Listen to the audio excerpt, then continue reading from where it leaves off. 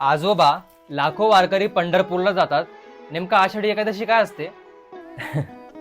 आषाढी एकादशी तुला आठवते जेव्हा तू शाळेत जायचा, तुला फक्त एकच गोष्टीची आस राहायची की कधी तुझी शाळा संपेल आणि कधी तू घरी जाशील. तसंच या वारकरींचं असतं बरं का.